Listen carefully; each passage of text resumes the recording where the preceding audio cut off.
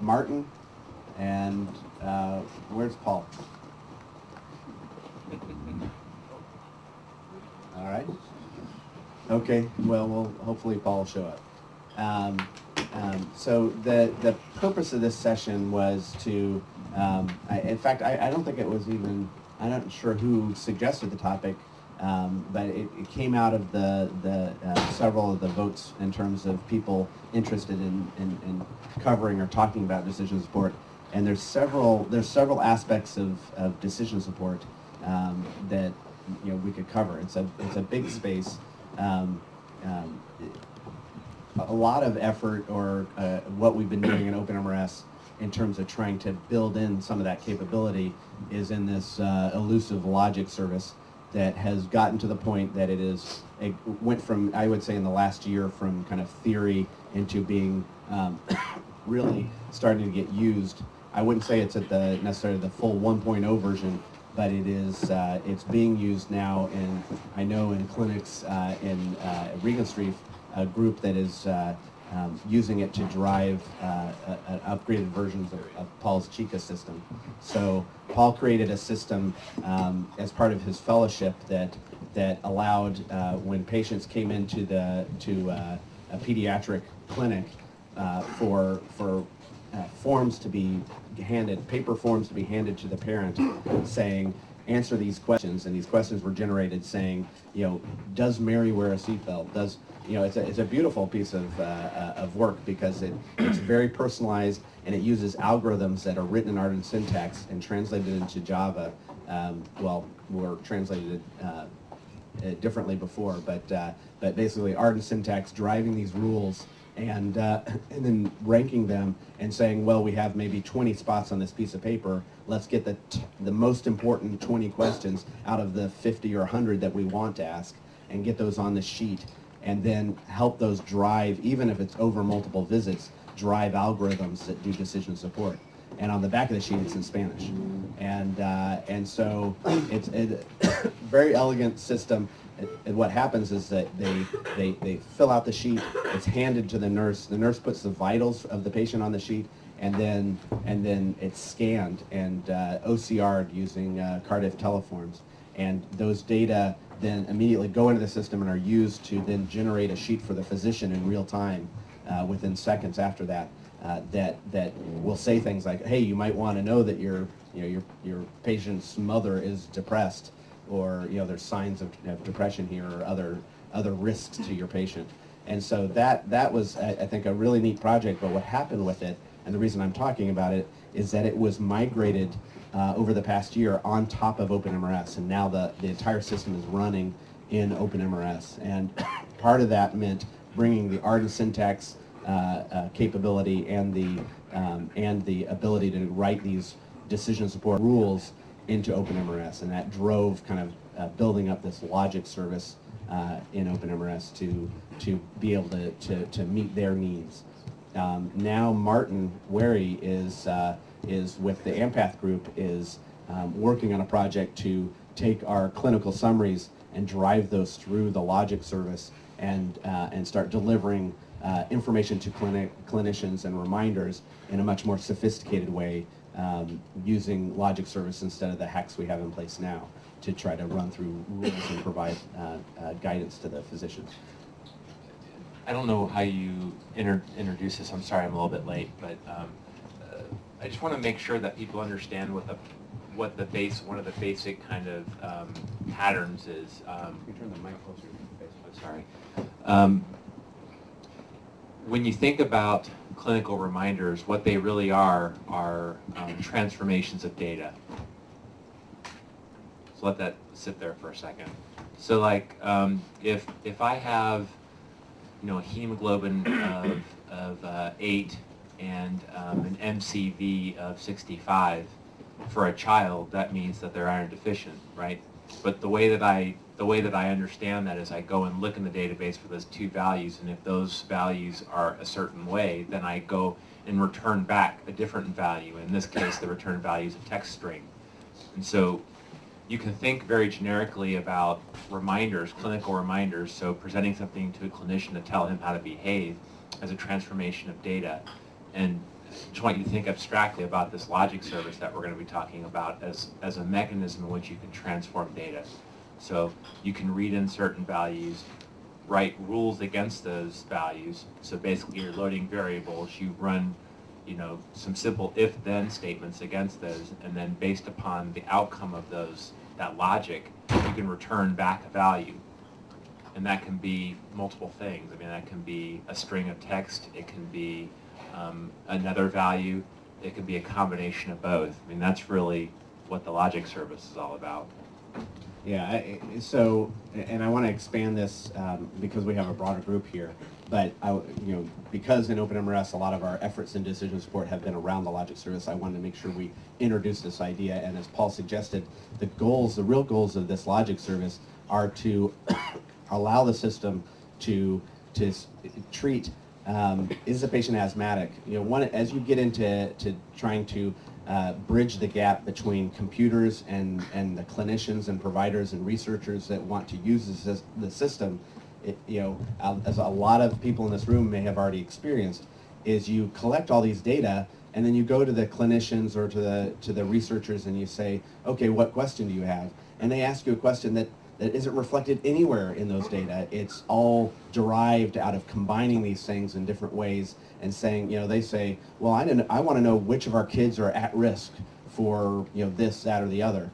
And well, you never asked that. You asked, you've got a bunch of labs for them, you asked different questions of them, but none of those specifically answer that question.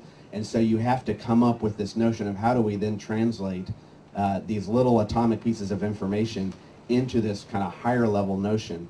And the real goal of the logic service was, let's try to build at the lowest level in OpenMRS this ability to do that transformation so that excuse me, so that when you want to say, is the patient asthmatic, that may be considering, okay, have they got the diagnosis of asthma? But it also may say, well, do they have a peak flow that's been measured that is under a certain threshold? Or have they gone to the asthma clinic? Or have they, if you look at these 8 other questions that have been asked on various forms, are they on inhaled corticosteroids? Yeah, are there treatments that indicate they're asthmatic? So that it's never that simple. And the notion was, you can ask of the system, tell me what this patient's peak flow was, and the goal was to be just as easily to go to the system and say, is this patient asthmatic? And the way to get there, what we figured was the way to get there was for someone to be able to go and define a concept like asthmatic and say, this is what we would call a derived concept, where you can write out and say, you need to check for these diagnoses, these particular treatments, write out that rule of what it means to be asthmatic. And I should be talking about TB with this cough, but being able to define that at the core of the system would allow reports or reporting engine or even a web page that wanted to display some information to be able to ask of the system, is this patient asthmatic, and get an answer just as easily as asking for a creatinine or a CD4 counter or what the gender was.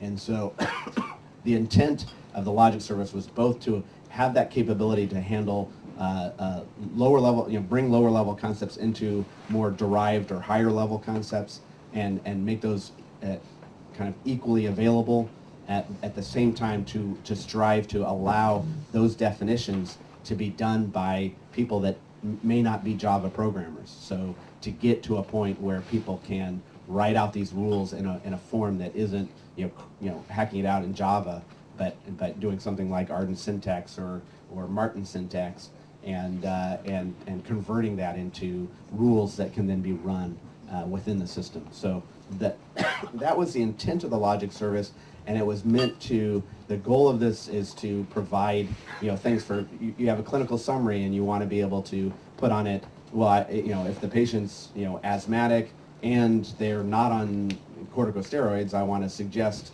maybe you want to put them on corticosteroids. And being able to do that at a level where you don't have to put every last detail in that report, because when you get the next report or the next screen where you want to make that same kind of question, you don't have to reinvent it. But decision support can be thought of broader than than just this logic service approach. And the truth is, at any point someone's interacting with the system and we want to try to guide them the right direction or help them in their decision making, you could look at that in forms of decision support. When a data assistant is putting data into the system and just getting system data into the system, whether they're using HTML form entry or they're using InfoPath, if they get, or X-Forms or all the other things that keep coming out, when they go to enter that information and they get a little red box that says this is out of range, that's a form of decision support. When if the system looks, if a clinician is actually interacting with the system and they go to order something and we say, well, this interacts with another medicine or the patient's allergic to this, those are just forms of decision support. Even the choices, if we give them choices, one of the things from a system I've been involved with for a long time is that we actually have content when someone goes to order ampicillin or metronidazole or whatever, some drug, we can say, here's the common indications for this drug, and here's the 80% of the time what people or how people order it. And maybe you can tweak the dosage a little bit. We give you the common choices and then allow you to kind of write your own or do your own version if you don't like any of those templates. But by providing the templates, what we find is that 80% of the time, because it's sitting there on a choice list, is that providers pick from that choice list because it's easy to do. It's exactly what they needed because it's the common things. And we can affect their choices just in what we provide in those templates. So one of the classic examples is in our hospital, we had doctors prescribing a particular antibiotic twice a day. More that was the most prevalent way to order it was ordering this antibiotic twice a day. Well, the literature had come out and said it was just as effective to do this once a day. And so rather than putting out flyers and telling all the docs, you should do this, we changed the template, the default, from do this twice a day to do this once a day. And just without saying anything to anybody. And of course, the docs, well, I just picked number one, once a day, yeah, it sounds fine to me. And we like to think our care is more precise than that. But that's where the art of medicine comes in. But the beauty of that is that without interfering with anybody's workflow or changing much of anything, just changing a simple default in a list, we had a massive change of how people were prescribing, and we're much more in line with the standard of care all of a sudden. So I keep that in the back of my mind. That example is one of those things that decision support doesn't mean that you have to throw an alert in front of somebody or that you have to disrupt what they're doing. There are sometimes I give the analogy of we have the carrot and the stick. We're trying to get the mule to move forward, and we can give it the carrot as try to get to that carrot. We can start whacking on the back. But the other thing to consider is what's the grade of the ground? Can we make it easier to go one direction instead of another? And without even telling the mule anything, we can get it to go where we want to just by making it easier to get there. So speaking of changing behavior, it might be a good opportunity for Martin to talk about the work that he's been doing in Eldoret to change behavior around HIV. Yeah, that would be great. And I'd like to be not talking so much. So let's get Martin to talk about that. I'd like people to think of decision support as in the broader sense of there's a lot of areas where we can affect, whether it's a data assistant interacting, whether it's a provider interacting either directly to a terminal or through paper, or is it a researcher or anyone who's interacting with the system. How can we help guide them to do the right thing the easiest way, and what are the pieces that we should be thinking of to make sure that we're maximizing our effect, because at the end of the day that's going to help improve our patients' outcomes. I strongly believe that, and Martin can speak to that. Yeah, but we'll have you talking, and maybe we can try to turn this, I don't know whether we do fishbowl or try to turn this into more of a discussion where we have other folks speak. I won't talk for very long. So I want to talk from a clinician's standpoint, because we can get very kind of technology intensive here. So obviously as clinicians we use these systems to collect data, and I think most implementations here, the clinicians fill some form of encounter form and then it goes into the system. And what has not happened a lot of times is actually the clinicians to get the data back. So looking at it from a care process standpoint, I'm thinking, okay, first I'm getting this information and putting it into the system. But the second thing is I want to be able to see this information just as a flow sheet or a form of clinical summary. That in itself has been a challenge for most people in terms of coming up with a way of just delivering what is in the system to the clinician. We do a very good job reporting it to the Ministry of Health or to the stakeholders, but we actually don't get it back to the clinician as well. So to me, that's really the first step of decision support. And we've done that in implementations in Uganda. So like Mbarara, Mbale and Masaka have a clinical summary, which is really paper-based and uses data that's stored in the system.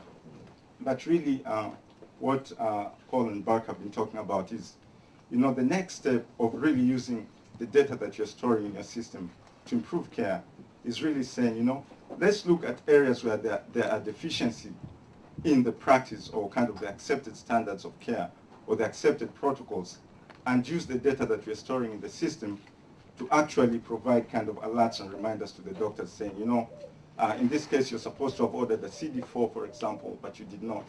Or this patient is on a protease inhibitor, but you have them on rifampin at the same time. Or this patient is allergic to sulfur, and you have them on sulfur. Or the CD4 count is less than 200, but they're not on Septrin. And that's really going to be the power of having these systems for improving the quality of care.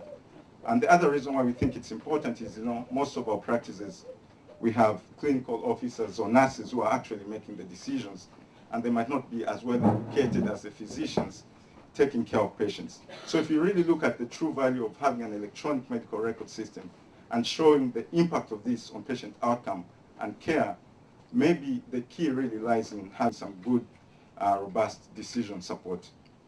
So at AMPAT, the first pass we did at this was kind of saying, let's just hard code a lot of these decision rules in Java and see whether it can affect, the behavior of most of our clinical officers. And what we found is most of them are really not following our accepted algorithms for just ordering CD4 counts. So you find a patient who's HIV positive, but we don't have a CD4 count. They don't order the second one after 6 months. And sometimes it's been 2 years and there's no CD4 count in there.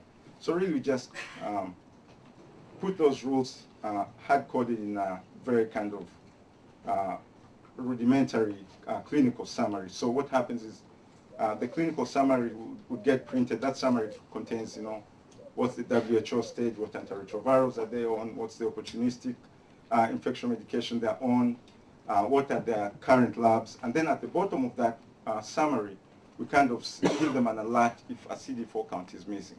Very basic. Now, they started maybe at a baseline of 35% kind of compliance with ordering the CD4 when there was an overdue CD4. And basically, if you implement this system, what you find is they go up to 67% compliance with the algorithm for ordering CD4s. And the interesting thing is the people who start off doing very poorly in terms of complying over time actually improve. So you almost bring everybody to the same level. Now, that's easy to do when you have 1, 2, 3, or 4 rules to implement. But how about if you have like 200? Which, any clinician can think of tons of rules or reminders that you could implement, from drug-drug interactions, drug-allergy interactions, adherence patterns. Basically, it could go on forever. So the key for the logic service is really to make that process easier so that anytime anybody wants to add a new reminder or rule in the system, they don't have to hard code it in the system, or they don't have to go through a very prolonged process.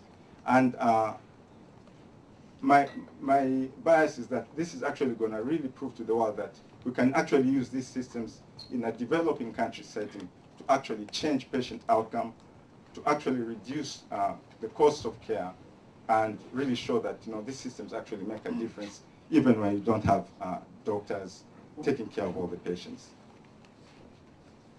But I think the bigger issues for this discussion here will be, how can the logic service be created in a way that is replicable, not just at AMPAT, but also in other places. For example, if I want to say is a patient on antiretrovirals at AMPAT, I have to go look at particular encounter forms, you know? So how do we design a system that doesn't really care what encounter forms I use in Rwanda, for example? You know, if I have to use particular concept IDs to know what antiretrovirals a patient is on, should we say, well, if we are creating a decision support, we should automatically have to link them to SNOMED, for example, or LOINC, as part of the requirement for doing a more robust decision support.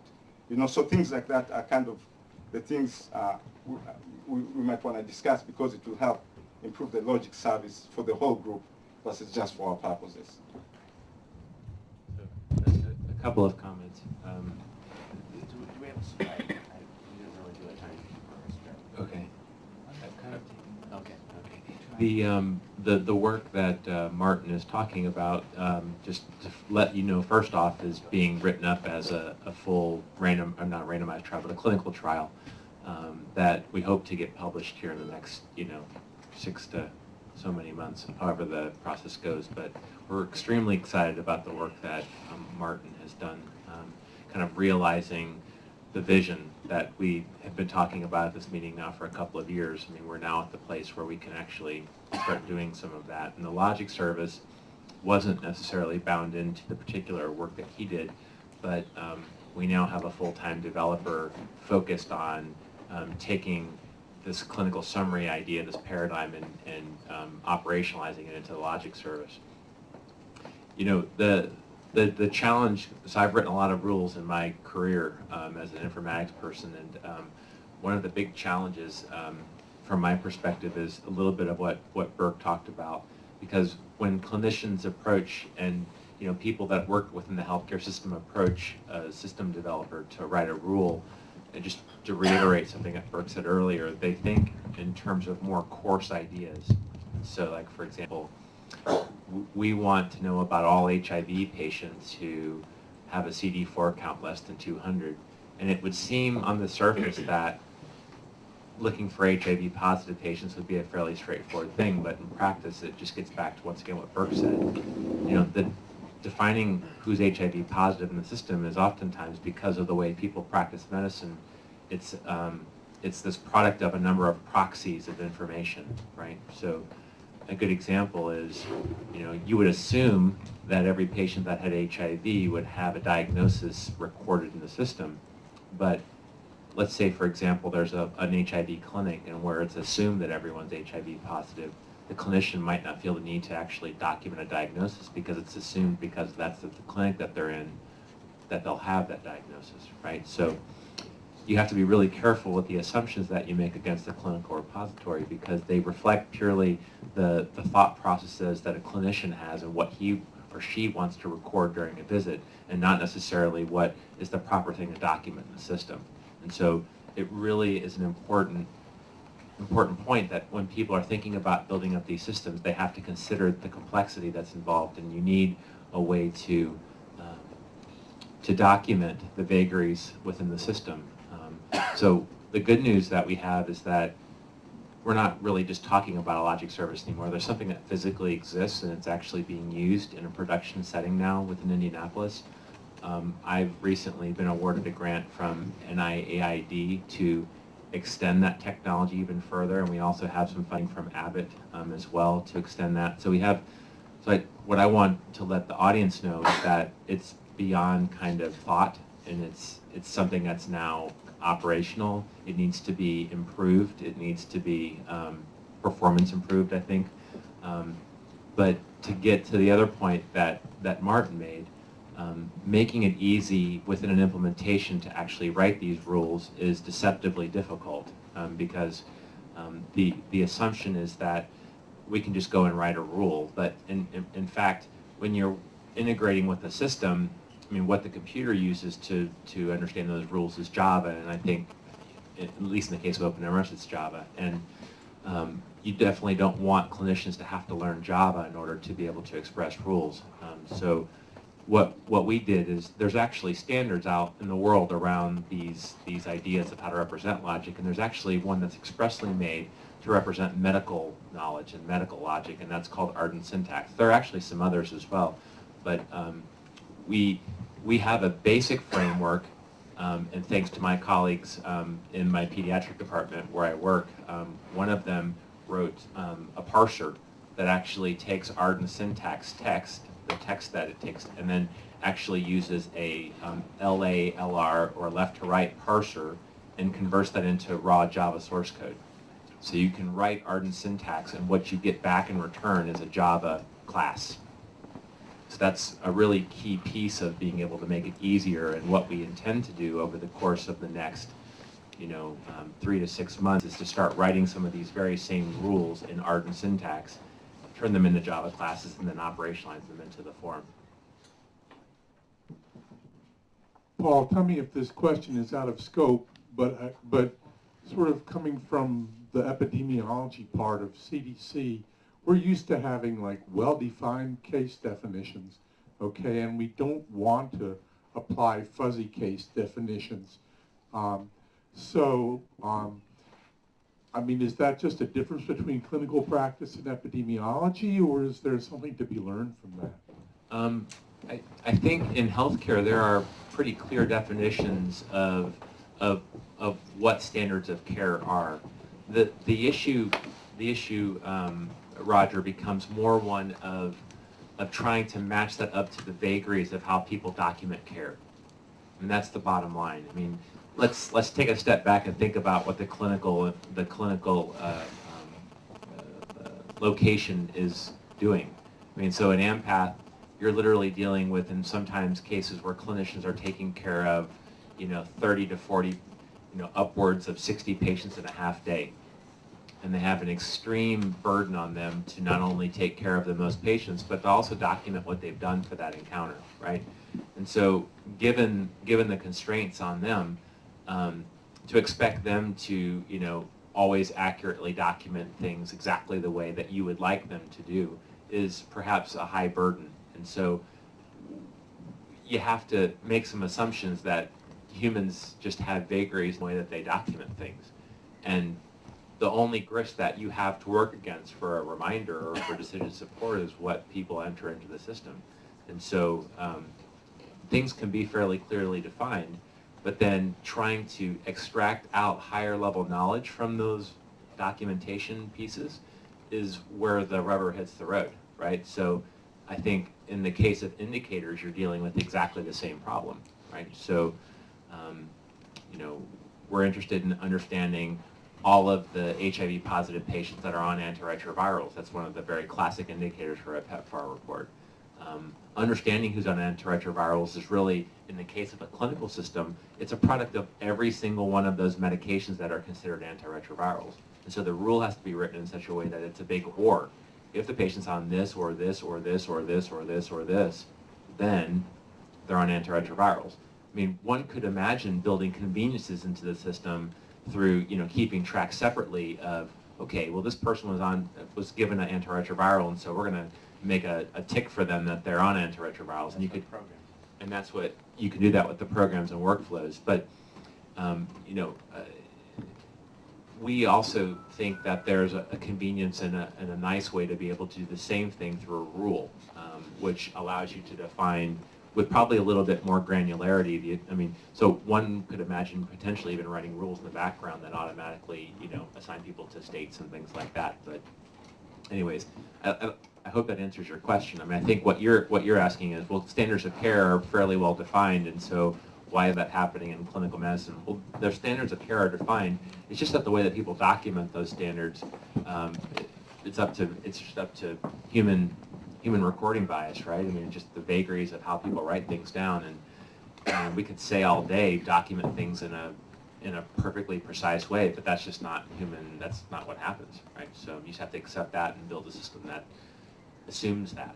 Yeah, I think the part of what's underlying what Paul is saying is that back to what my mentor Clem said, his life is hard, and when you go from the epidemiologist, if you're sitting there looking at the populations, or a lot of, whether it's a Ministry of Health or researchers or people thinking of that big picture, And even when you get down and at the clinic level and someone helping manage the clinic is trying to think of what's the information we need to know, you can come up with these rules and then like an example would be the simplest of rules or decision support reminders would be we know every woman over, let's say, the age of 45 should have a mammogram, and so that's pretty much, every case we want that. Well, what happens is a patient comes in and she's had bilateral mastectomy, or a patient comes in and she had a mammogram last month, but it was in an external system that you don't get data for. Or the patient comes in and she hasn't had a mammogram, but she has about 3 months to live.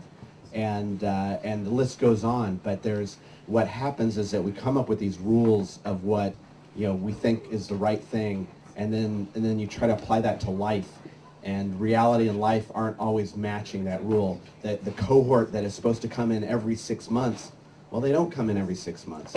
They, grandma got sick or something happened and they came in 2 weeks late, or life tends to get that way. And so what part of what we're trying to do is to define those rules and say this is the guidelines, this is what needs to be done, but then apply that against life or reality, which means that you gather as best you can all the data you think you're going to need to help apply that rule, realizing that sometimes there's going to be exceptions, or life is hard, and if we get all the data and we can feed it back to clinicians to make sure that in useful ways we can ensure that the data we're getting actually means something.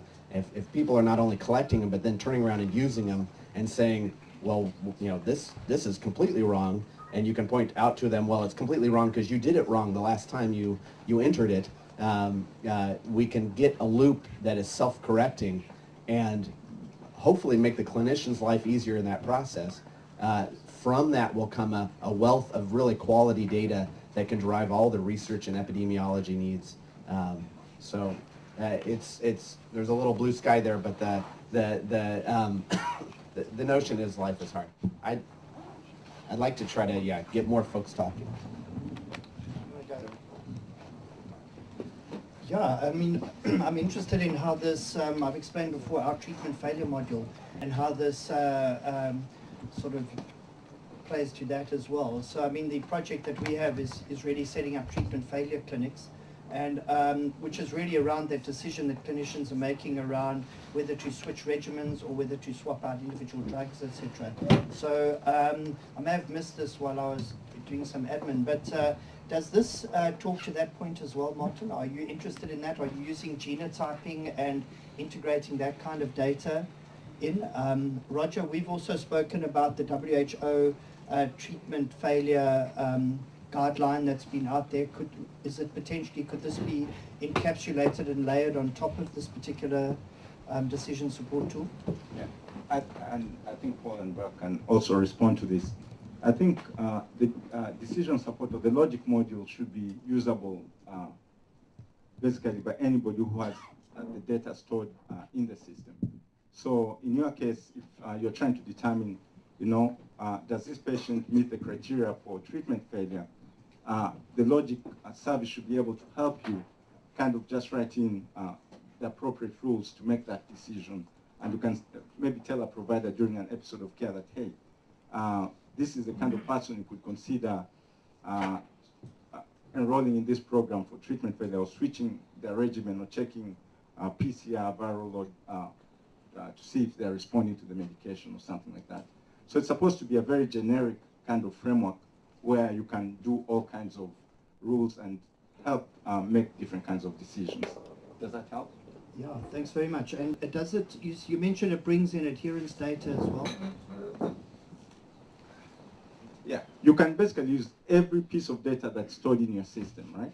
So if, for example, your system, you record adherence information, you record drugs, you record, let's say, if it's for HIV treatment, you record their CD4 count, so you have labs. So whatever is stored in the system should be usable in the logic service. You're going to be the person who's deciding what rules you're going to use to make to get the alerts that you need.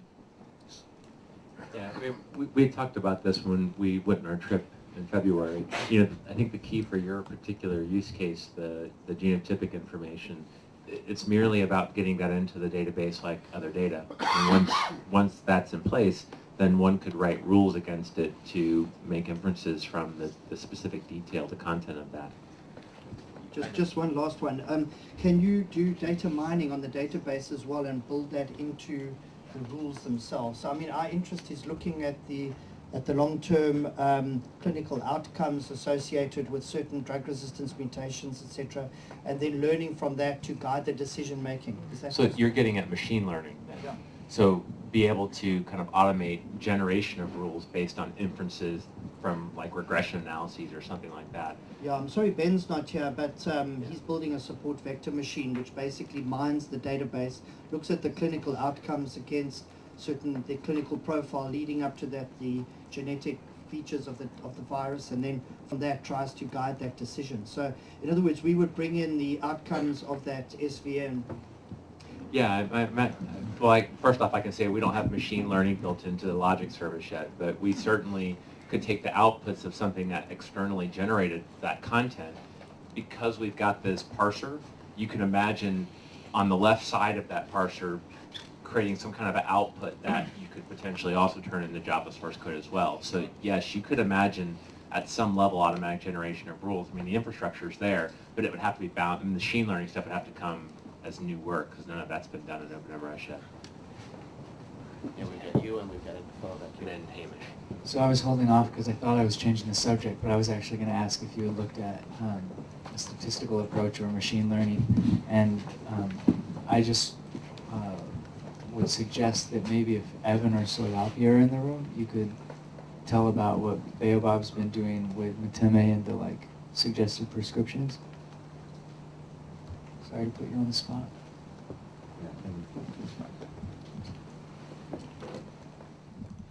Yeah, I can talk briefly about that. We just have a small point of care system on a touchscreen that we are currently piloting in. What we've done is we've asked the clinicians just to link the diagnosis to the treatment that they make. And then the next time through, we just show a list of previous treatments that have been prescribed for a diagnosis, just with a simple query. And we rank them so that we try to show the most frequently prescribed treatments that way. And we're looking at ways to make it a little bit richer in terms of looking at maybe weight and age to start making some of those recommendations. Other people that ordered ampicillin also ordered doctors who ordered amoxicillin ended up ordering. So just to make a quick comment on that. So that's a good approach in some cases, except if a lot of them are doing it wrong. Yeah. So frequency of the way something is done doesn't necessarily mean that it's being done right. So maybe, I don't know, I'm sure you guys have thought about that and how to moderate that. But it's a good approach in some cases, definitely. The crowd is not always wise. Yes. Yeah, I'll just say, we do this as sort of a pilot program. Yeah. And we want to be able to remove things from the list. Obviously, also, if a treatment recommendation changes, it can't be on there anymore. So it needs to grow from being something that's just sort of a wisdom of the crowd approach to, as Andy was saying the other day, something that is editorialized, I guess. Okay, go ahead. Finally, we've given you a chance to speak. And then I think Hamish and then Dirk. Just a question building on what, is it Roger, right? Yeah. From the epidemiological perspective.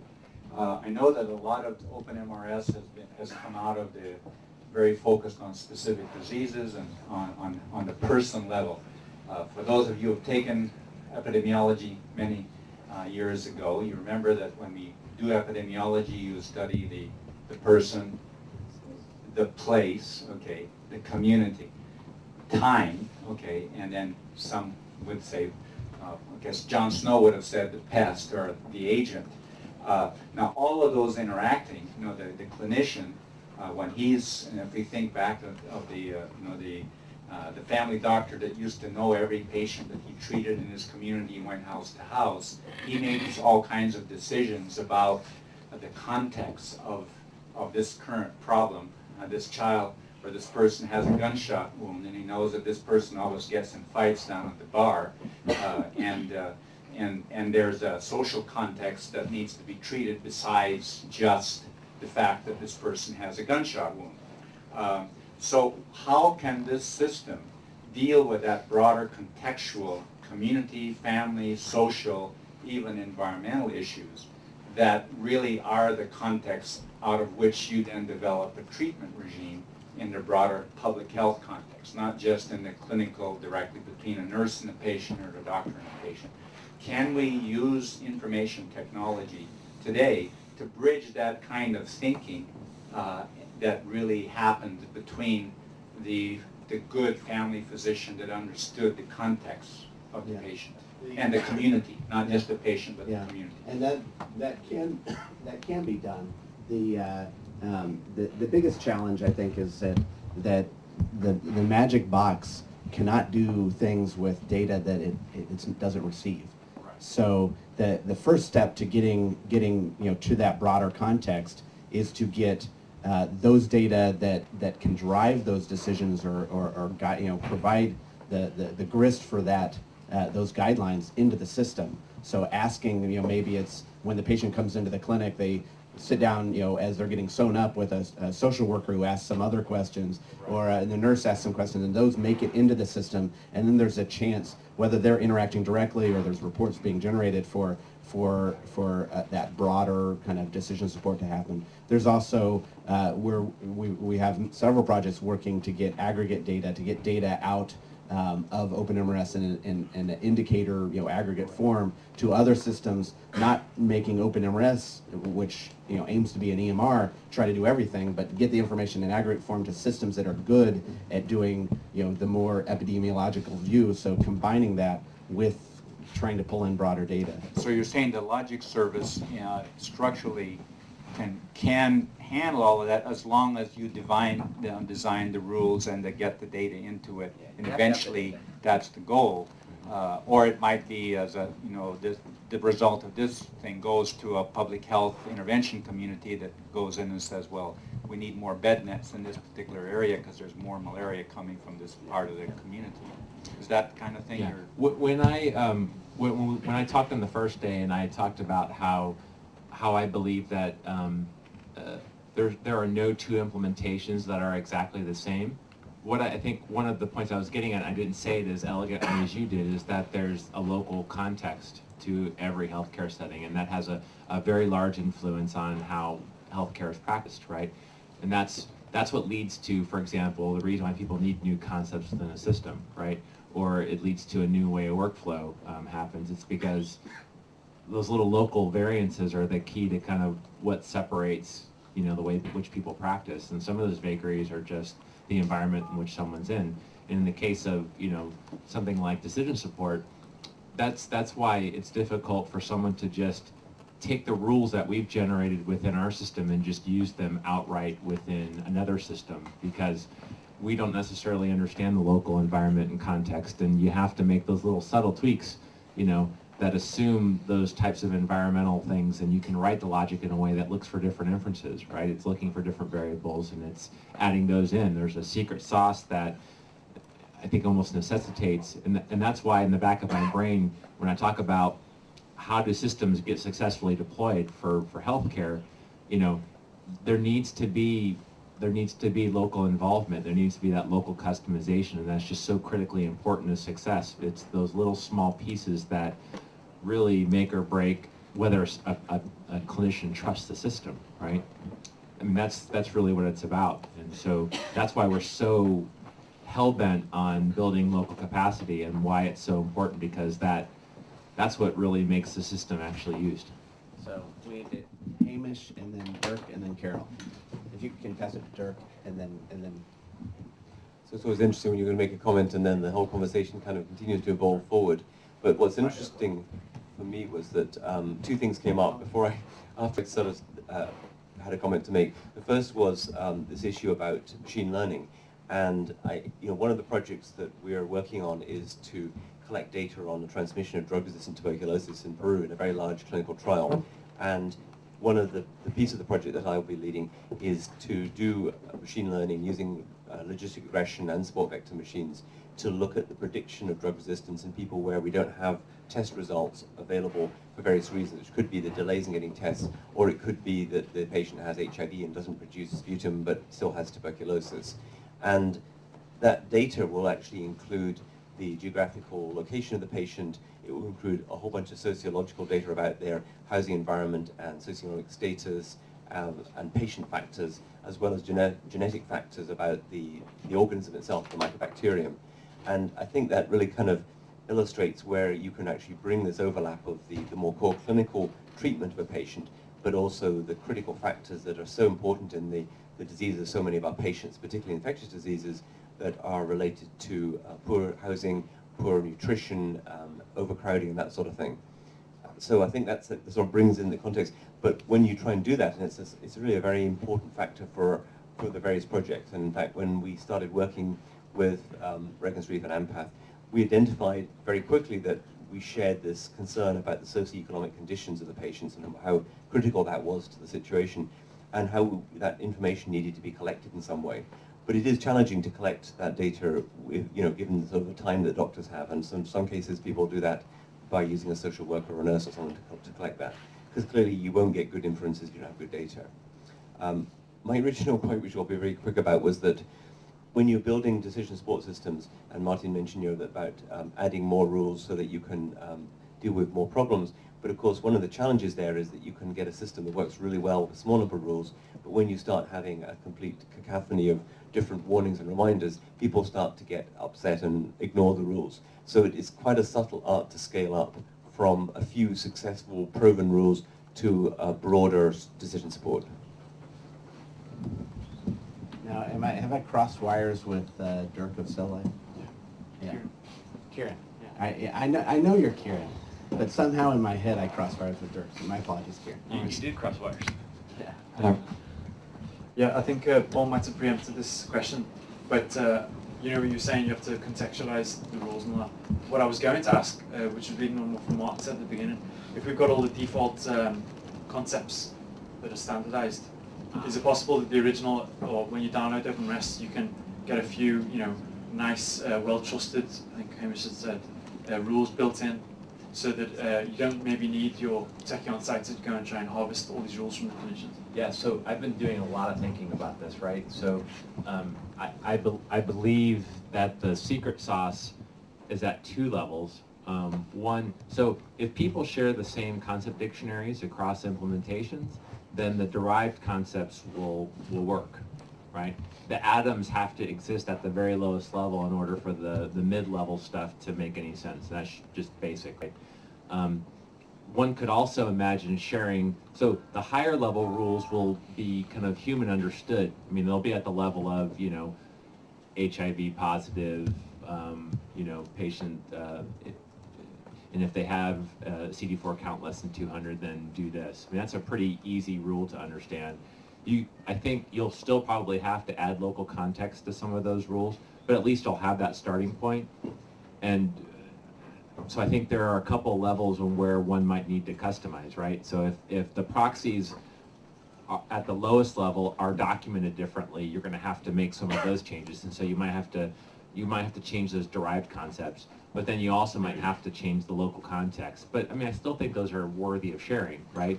And I think, in fact, by sharing some of those contextual hints that people might not have conceptualized, the fact that they're doing it a different way might get the rules in the initial place to be better, right? So I think there is a value in actually having that conversation, because it's so nuanced and so artful that the more communication about that, the better.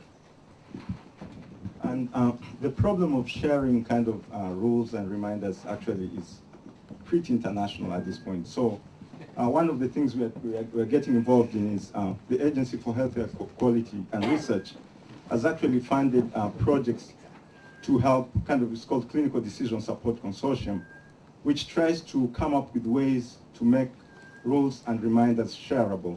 And one of the things we are hoping to do is actually use that framework to make sure that whatever we are doing can actually be shared internationally among a consortium of people who are actually working on this kind of stuff. Okay, we need to, we'll let Carol and Darius to let folks know we have about 10 minutes before our tea break.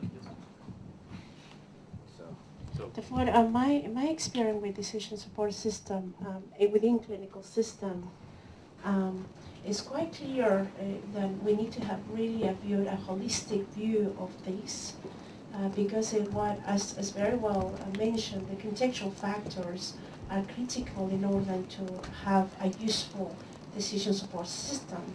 But at the same time, what I found the value that OpenMRS bring is that access to the knowledge which has been established very much in English. And in Spanish it doesn't happen. And that's why the decision support system, it does give you to transfer within language. If you have it through the computational environment, it's very good to get an understanding of the algorithm and how you get to those data elements. But what really the value I see of this is when you actually put it in the dominance of the language is English, even in the Chinese environment. Therefore, to transfer that through a computer, then through the contextual environment, you will see the health outcome, they're huge. Because what we assume in English is something we know about vaccination, maybe not even you mention in the healthcare professional in developing countries. Therefore, that's the value I see from decision system, because in the developed world, the other extreme is that we develop too many alerts, too many warning, and in the end, you don't allow the doctor or the nurse to make any decision because you confuse them. So there have been a couple questions about sort of, can't you, I know it can be complex, there's all sorts of complexity here, but can't we sort of hide some of that in a way? And is is there a path that someone like WHO with IMCI or something like that is able to actually encapsulate 5 or so rules and alerts that are really shareable and with only very limited customization? Yeah, I would say there's a lot of similarity between what we're trying to do with concepts as well as with forms as with rules. And I think the kind of little brilliant brainchild of Paul that we're kind of his logic service is the OCC, and this notion of not trying to be a standard but to facilitate this localization that's happening and bring in the wisdom of crowds to say, let's gather together, everybody's doing this, trying to meet their needs locally, let's gather together, get this all collected so that we're all sharing and seeing what everybody else is doing. And so when you go to make the hemoglobin concept, you before you even get to start creating it, you realize, wait, there's 10 other people that have already done hemoglobin. Do you want to just join that group, kind of use what they're using rather than go off and create your own? Or do you want to kind of create your own? And the same thing could be said with forms. If we get forms to the point where you create, here's a little socioeconomic status formlet, this starts to get close to the archetypes and the notion of this knowledge where it can be shared. But rather than saying we're making a standard, let's find out what everybody's doing and share it and facilitate in a way where when you go to say, I want to make a socioeconomic form, or formlet, or the little piece that will go into a bigger form, we can say, hey, there are 20 other implementations that have made a formlet like that. Would you like to use that? The same thing could be said with rules, and just like we do with, we're aiming with concepts and with forms to deliver them as these distributions. I would think rules could go with those as well. So 2 more. Andy and then John. Yeah, actually, that was pretty much my point. This comment or this discussion is really about semantic interoperability and making sure that meaning can be moved between groups. And the only other point I think I would add to just or maybe to clarify with what Burke just said, is that the OpenMRS concept collaborative will allow us to sort of define internally a standard or a concepts and things that need to be moved, but to make it usable outside this with the reference maps. And so I'm going to push again on things like SNOMED and making sure that when you pick concepts or you map your concepts that you really concentrate on at least attaching some kind of standards to them, because those are going to make what we do here within OpenMRS collaborative usable by the outside world as well. And so I would just put one last plug in for that. In 2 minutes, maybe, or less. One other piece of clinical decision support that we've explored back at Children's Hospital of Philadelphia, but is applicable here, is providing feedback to clinicians. And I think that's kind of the step that Martin took initially with giving the data back to them so they could see it. But that can then also be aggregated up. And you can provide markers back to your clinicians and say, so you have X number of patients with such and you missed this percentage of times. That's a very powerful tool. It doesn't need to be built into your production server. It's something you can do on the back end. But it's kind of another approach rather than always thinking about the logic and the rules at the front end that's presented to you. We have about 3 minutes left, so maybe a couple more comments, and then we'll allow people to go on to tea, and folks that want to keep talking can keep talking. Bailey. Chris? Just a brief one. Last year we talked a little bit about convening a meeting of people interested in clinical ontologies and different approaches, because even though we say the OCC is not a standard, it may be interpreted as that.